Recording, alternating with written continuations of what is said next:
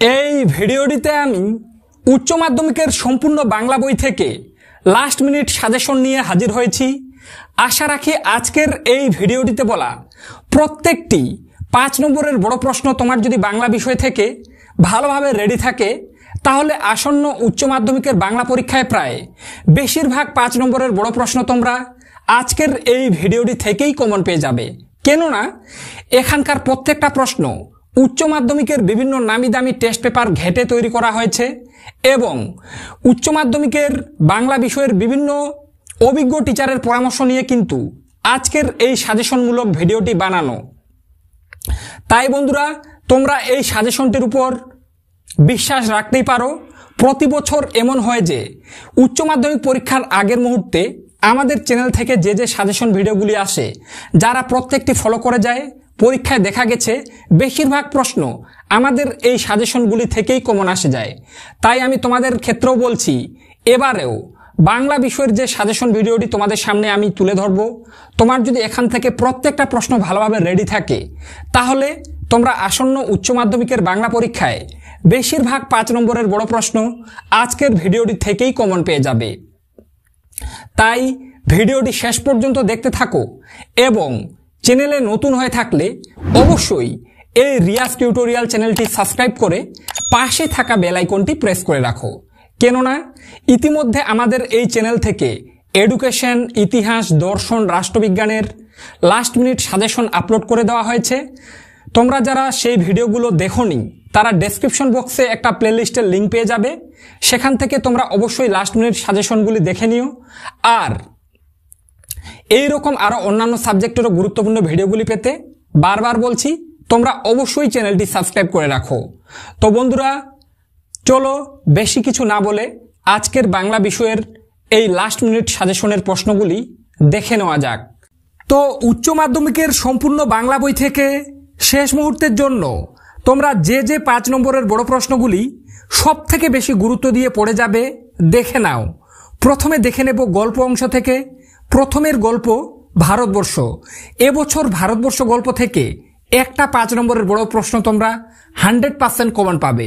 কেননা এর আগের বছর কে বাঁচায় কে বাঁচে এবং ভাত, এই দুটো গল্প থেকে কিন্তু অলরেডি প্রশ্ন এসে গেছে। তাই একটা যে গল্প বাকি আছে তার নাম ভারতবর্ষ। এবছর ভারতবর্ষ গল্প থেকে তোমরা 100% একটা প্রশ্ন কমন পাবেই পাবে। তাই তোমরা যারা তুলনামূলক পিছিয়ে পড়া স্টুডেন্ট তাদের আমি সব থেকে গুরুত্ব দিয়ে পড়তে বলবো একটাই গল্প, সেটা হলো ভারতবর্ষ। তো দেখে নেব ভারতবর্ষ গল্প থেকে গুরুত্বপূর্ণ প্রশ্নগুলি। 1 নম্বরে, কতক্ষণ সে মারমুখী জনতাকে ঠেকিয়ে রাখতে পারত কে জানে? সে বলতে কার কথা বলা হয়েছে? জনতা মারমুখী হয়ে উঠেছিল কেন? এই প্রশ্নটা তোমাদের ভারতবর্ষ গল্প থেকে সব থেকে বেশি গুরুত্বপূর্ণ। টেস্ট পেপার খুললে টেস্ট পেপারের পাতায় পাতায় তোমরা কিন্তু এই প্রশ্নটা দেখতে পাবে। তাই কোনোভাবে এই প্রশ্নটা তোমরা বাদ দেবে না, এই প্রশ্নটাই কিন্তু এবছরে আসার চান্স প্রবল। এরপরে 2 নম্বরে, দেখতে দেখতে প্রচণ্ড উত্তেজনা ছড়ালো চারদিকে। প্রসঙ্গ উল্লেখ করে এই উত্তেজনাপূর্ণ ঘটনার বিবরণ দাও। 2 নম্বরে এই প্রশ্নটাও কিন্তু চূড়ান্ত গুরুত্বপূর্ণ, কোনোভাবে বাদ দেওয়া যাবে না। এই একটাই প্রশ্ন ঘুরিয়ে আসতে পারে, হঠাৎ বিকেলে এক অদ্ভুত দৃশ্য দেখা গেল। অদ্ভুত দৃশ্যটি কি? অদ্ভুত দৃশ্য দেখার পর কি ঘটনা ঘটলো? তো 2 নম্বরে এই প্রশ্নটা কিন্তু ভালোভাবে রেডি করে যাবে। প্রশ্নটা যেভাবেই ঘুরিয়ে আসুক উত্তর কিন্তু একই। তার আগে তোমাদের একটা কথা আবারও জানাতে চাই, ভারতবর্ষ এমন একটা ছোট গল্প, ঘুরে ফিরে প্রত্যেকটা প্রশ্নের উত্তর কিন্তু একটাই হবে। তাই আমি তোমাদেরকে বলবো, তোমরা বেশি চালাকি করতে যেও না, সবার প্রথমে ভারতবর্ষ গল্পটারই প্রশ্নগুলা রেডি করে যাও। তোমাদের এক্সট্রা যে ভাত এবং কে বাঁচায় কে বাঁচে গল্প আছে সেই প্রশ্নগুলা না পড়লেও চলবে, যদি তোমরা ভারতবর্ষ গল্পটি ভালোভাবে আয়ত্ত করে নিতে পারো। তাই আমি বলবো সব থেকে প্রথমে তোমরা ভারতবর্ষ গল্পটাই পড়ো। এরপরে 3 নম্বরে, আমি কি তা দেখতে পাচ্ছিস নে? কোন প্রশ্নের উত্তরে বক্তা একথা বলেছে? গল্পানুসারে বক্তার স্বরূপ উদ্ঘাটন করো। এই প্রশ্নটাও গুরুত্বপূর্ণ, ভালোভাবে দেখে যাবে। এরপর 4 নম্বরে, বুড়ির শরীর উজ্জ্বল রোদে তপ্ত বালিতে চিত হয়ে পড়ে রইল। বুড়ির চেহারা ও পোশাকের পরিচয় দাও। তার তপ্ত বালিতে পড়ে থাকার কারণ কি? এই প্রশ্নটাও কিন্তু গুরুত্বপূর্ণ, ভালোভাবে দেখে যাবে। আশা রাখি ভারতবর্ষ গল্প থেকে উপরের যে 4টা প্রশ্ন আমি তোমাদের সামনে তুলে ধরলাম, এই 4টার মধ্যেই যে কোনো একটা প্রশ্ন তোমরা এবছরে কমন পেয়ে যাবে। তাই ওই প্রশ্নগুলো সব থেকে গুরুত্ব দিয়ে ভালোভাবে পড়ে যাও। যদি প্রশ্ন কমনও না আসে, উপরের 4টি প্রশ্ন পড়া থাকলে তুমি কিন্তু প্রশ্ন লিখে দিয়ে আসতে পারবে। কেননা ভারতবর্ষ গল্পটি খুবই ছোট একটা গল্প, তাই বারবার বলছি উপরের 4টা প্রশ্ন তোমরা কোনোভাবে বাদ দেবে না। যারা পিছিয়ে পড়া ছাত্রছাত্রী তাদেরকে বলবো একটাই গল্প পড়ো, সেটা হলো ভারতবর্ষ। তোমরা 100% প্রশ্ন কমন পাবে। আর যারা তুলনামূলক ভালো স্টুডেন্ট, কোনো রকমের রিস্ক নিতে চাও না, তাদের জন্য আমি বলবো তোমরা ভাত এবং কে বাঁচে এই গল্প দুটাও পড়বে। তো দেখে নাও 1 নম্বরে ভাত গল্প থেকে তোমরা যে প্রশ্নগুলো পড়বে, বাদাটা বড় বাড়িতে থেকে যায় অচল হয়ে, কোন বাদার কথা বলা হয়েছে? সেই বাদাটা বড় বাড়িতে অচল হয়ে থেকে যায় কেন? এই প্রশ্নটা চূড়ান্ত গুরুত্বপূর্ণ, ভালোভাবে পড়ে যাবে ভাত গল্প থেকে। তবে প্রথমে ভারতবর্ষ গল্পের প্রশ্নগুলো পড়বে, তারপরে এগুলা কিন্তু। এরপরে 2 নম্বরে ফুটন্ত ভাতের গন্ধ তাকে বড় উতালা করে, তাকে বলতে কার কথা বলা হয়েছে? ফুটন্ত ভাতের গন্ধ তাকে কেন উতালা করে? এই প্রশ্নটাও কিন্তু গুরুত্বপূর্ণ, ভালোভাবে দেখে যাবে। 3, দাঁতগুলো বের করে সে কানাটের মতোই হিংস্র ভঙ্গি করে, কে কার প্রতি এরূপ আচরণ করেছিল? তার এরূপ আচরণের কারণ বিশ্লেষণ করো। এটাও তোমাদের ভাত গল্প থেকে চূড়ান্ত গুরুত্বপূর্ণ প্রশ্ন, কোনোভাবে বাদ দেবে না।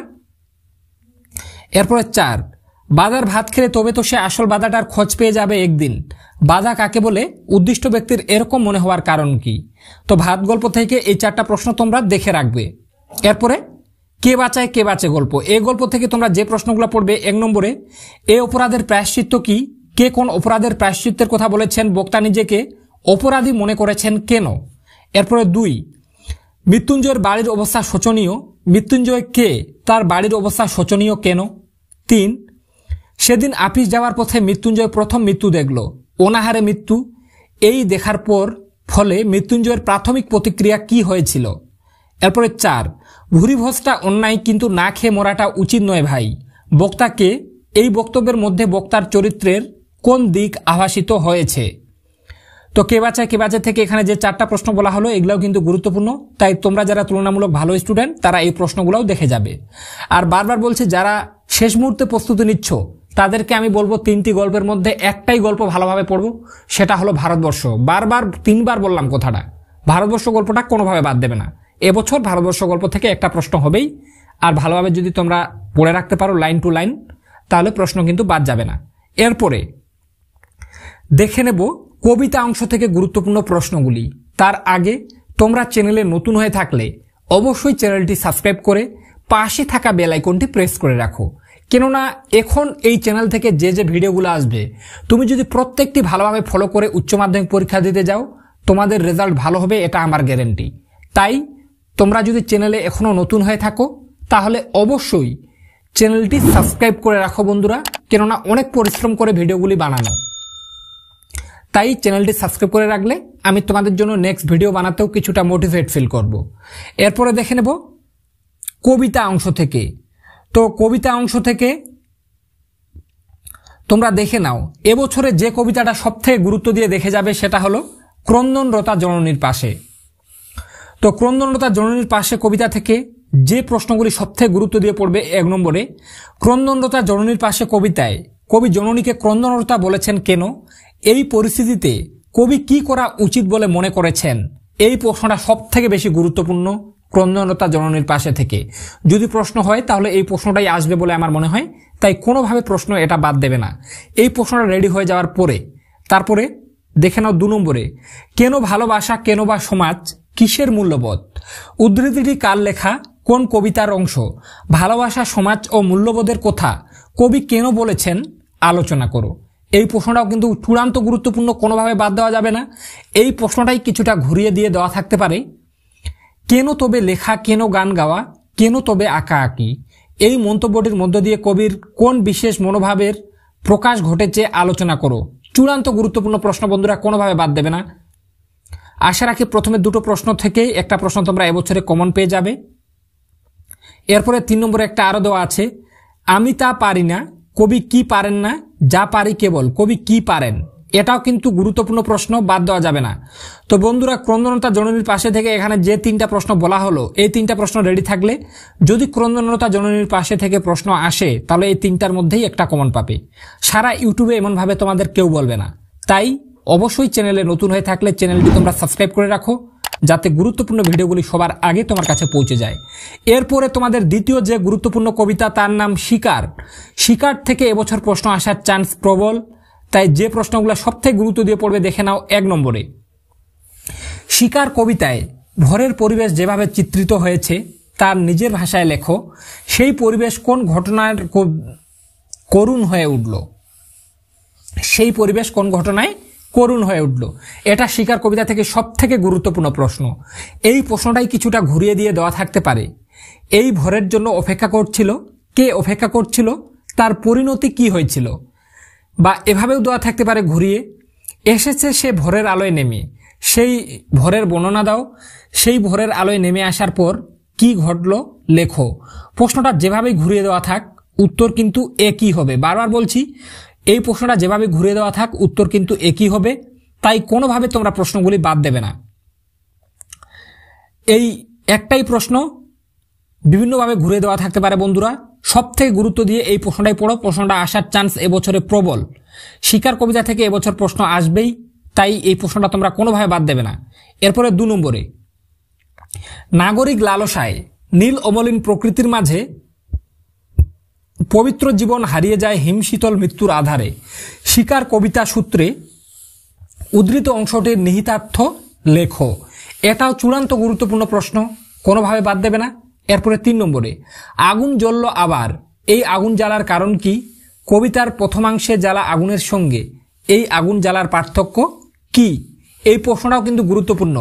আশা রাখি শিকার কবিতা থেকে যে 3টা প্রশ্ন বললাম, এই 3টা প্রশ্ন তোমার যদি রেডি থাকে তুমি 100% শিকার কবিতা থেকে প্রশ্ন আসলে উত্তর করে দিয়ে আসতে পারবে। এরপরে দেখে নেব রূপনারায়ণের কুলে কবিতা থেকে প্রশ্ন। তো রূপনারায়ণের কুলে থেকে এবছরের সবথেকে গুরুত্বপূর্ণ প্রশ্ন যেটা, সেটা হলো 1 নম্বরে জানিলাম এ জগৎ স্বপ্ন নয়। রূপনারায়ণের কুলে কবিতা অবলম্বনে কবির এই ভাবনার তাৎপর্য লেখো। এটাও চূড়ান্ত গুরুত্বপূর্ণ প্রশ্ন বন্ধুরা, ভালোভাবে দেখে যাবে রূপনারায়ণের কুলে থেকে। 2 নম্বরে সত্য যে কঠিন, এই উপলব্ধিতে কবি কিভাবে উপনীত হলেন তা রূপনারায়ণের কুলে কবিতা অবলম্বনে লেখো।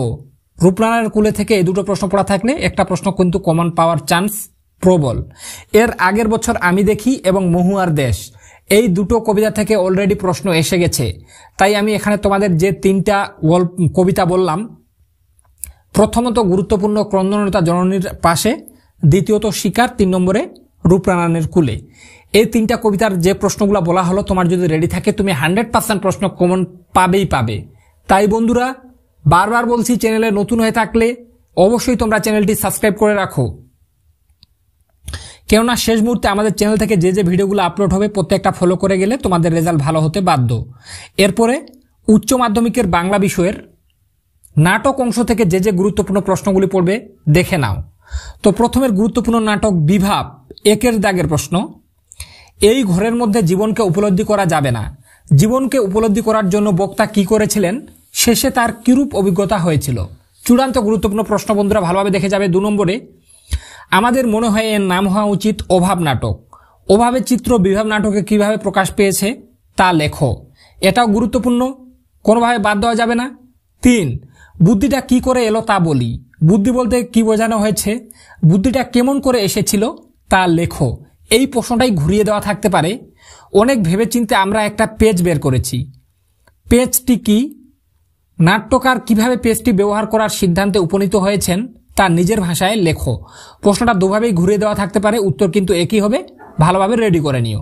এরপরে 4 নম্বরে কোথাও জীবনের খোরাক নেই, হাসির খোরাক নেই। বক্তাকে কোথাও জীবনের খোরাক হাসির খোরাক নেই বলে বক্তা মনে করেছেন কেন? এটাও গুরুত্বপূর্ণ প্রশ্ন।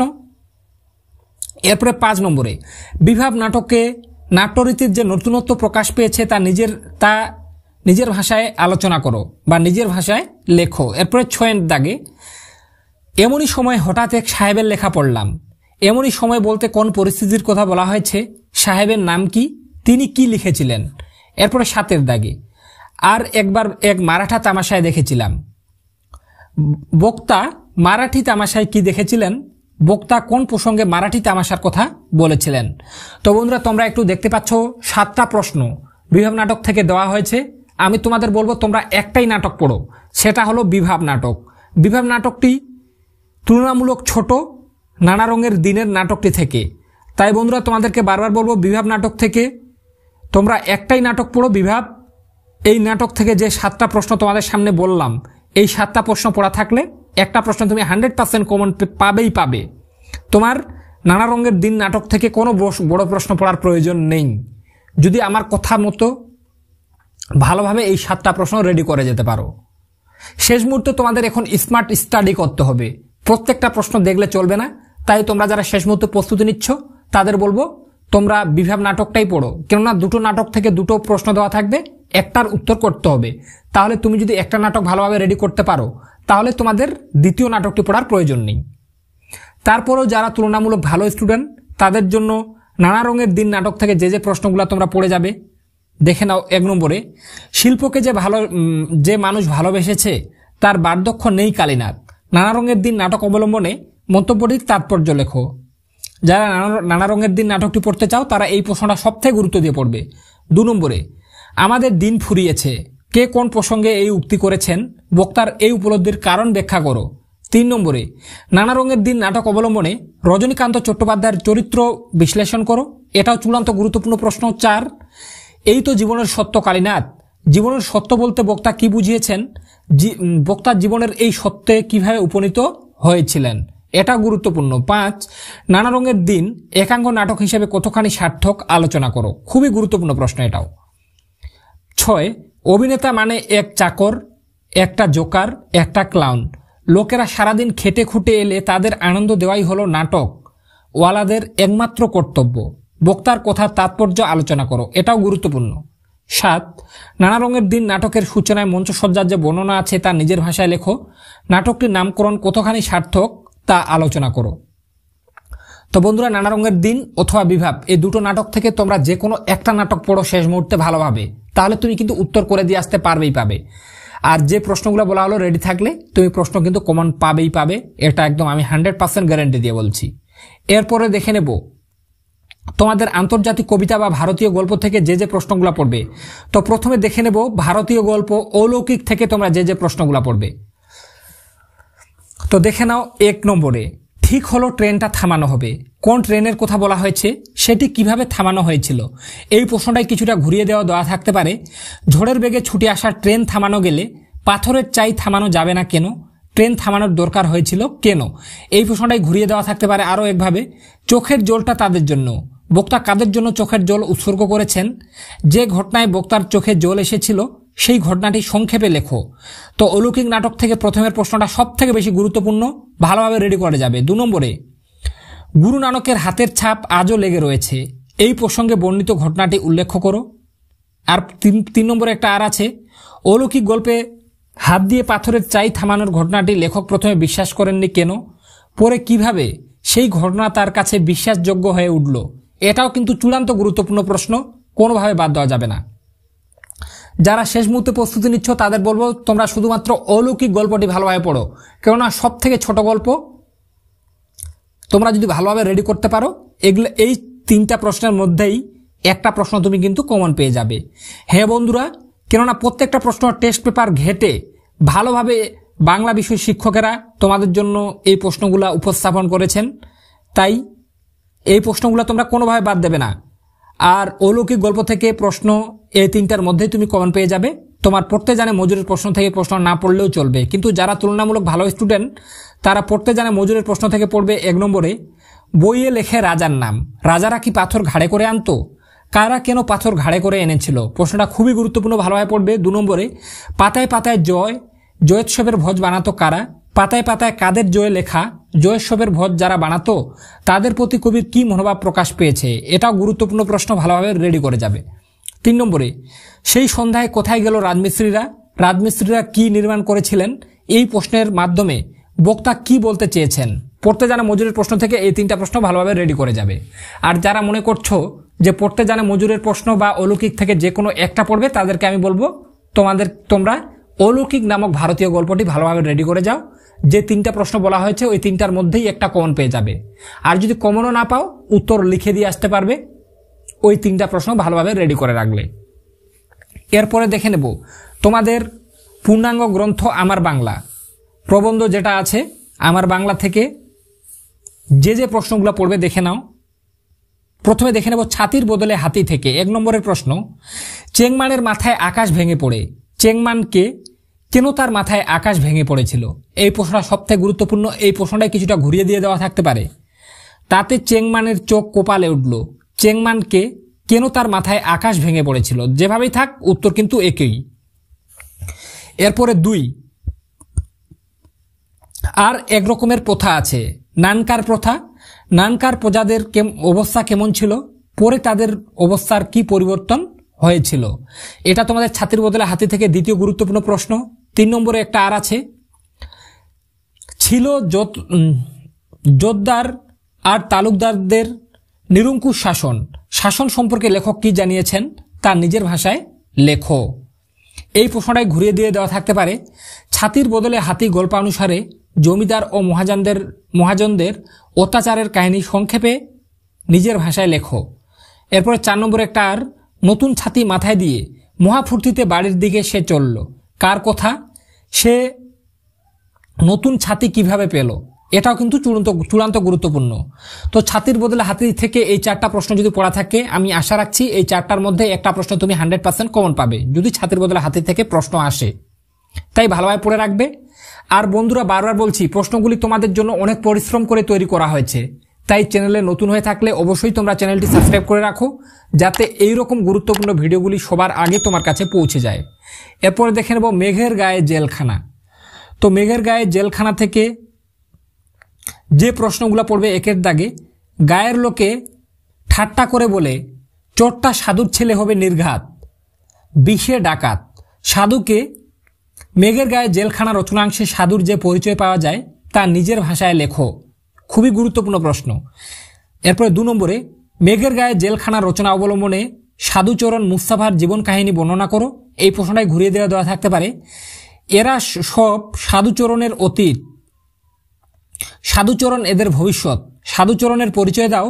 এ প্রসঙ্গে লেখক কার গল্প শুনিয়েছেন? 3 নম্বরে, মেঘের গায়ে জেলখানা রচনা অবলম্বনে বক্সা জেলের অভিজাত কয়েদিদের বর্ণনা দাও। তাদের প্রতি জেল কর্তৃপক্ষ কিরূপ আচরণ করত? এরপরে 4 দাগে, দেখতে অনেকটা হিটলার জার্মানির কনস্ট্রাকশন ক্যাম্পের মতো। কি দেখে লেখকের এমন মনে হয়েছিল তার বিবরণ দাও। এটাও গুরুত্বপূর্ণ। প্রশ্নটা ঘুরিয়ে দিয়ে দেওয়া থাকতে পারে। তাই আজ ইংরেজ নেই, তবু তার আগের ব্যবস্থাই বহাল আছে বক্সায়। কোন ব্যবস্থার কথা এখানে বলা হয়েছে? যখন বক্সায় ইংরেজরা বন্দি শিবির তৈরি করেছিলেন তখন সেখানকার পরিবেশ কেমন ছিল? এই প্রশ্নটাই ঘুরিয়ে দেওয়া থাকতে পারে। বক্সার বন্দি শিবিরের পরিচয় দাও। তো বন্ধুরা, মেঘের গায়ে জেলখানা থেকে এই 4টা প্রশ্ন পড়া থাকলে তুমি একটা প্রশ্ন 100% কমন পাবে যদি মেঘের গায়ে জেলখানা থেকে প্রশ্ন আসে। এরপরে দেখে নেব কোলের কলকাতা। এখান থেকে তোমরা যে প্রশ্নগুলো পড়বে, 1 নম্বরে, হঠাৎ একদিন খেপে উঠল কোলের কলকাতা। কলকাতার খেপে ওঠা বলতে কি বোঝানো হয়েছে? কলকাতার খেপে ওঠার ফলে কি হয়েছিল? 2 নম্বরে, চেয়ারের ওপর যিনি বসে আছেন তাকে দেখে নিজের চোখকে বিশ্বাস হচ্ছিল না। চেয়ারের উপর কে বসেছিলেন? লেখক তাকে কোথায় দেখেছিলেন? লেখকের এই স্থান দেখার অভিজ্ঞতা সংক্ষেপে লেখো। এরপরে 3 নম্বরে, মনা ঠাকুরের কোলের কলকাতা দেখার অভিজ্ঞতা নিজের ভাষায় লেখো। এর আগের বছরে গারো পাহাড়ের নিচে এবং হাতবাড়াও থেকে প্রশ্ন এসে গেছে, তাই এখানে যে 3টা প্রবন্ধ থেকে তোমাদের প্রশ্নগুলো বলা হলো, তোমার যদি রেডি থাকে তুমি 2টো প্রশ্নই কমন পেয়ে যাবে। একটা প্রশ্নের উত্তর তোমাদেরকে করতে হবে। তো বন্ধুরা, আজকের ভিডিওটিতে যে কয়েকটা 5 নম্বরের প্রশ্ন তোমাদের সামনে তুলে ধরলাম, তুমি যদি প্রত্যেকটি ভালোভাবে রেডি করতে পারো তাহলে এখান থেকে তুমি 100% প্রশ্ন কমন পেয়ে যাবে বলে আমি মনে করি। তাই এইরকম অন্যান্য সাবজেক্টেরও গুরুত্বপূর্ণ ভিডিওগুলি পেতে অবশ্যই তোমরা চ্যানেলটি সাবস্ক্রাইব করে পাশে থাকা বেল আইকনটি প্রেস করে রাখো।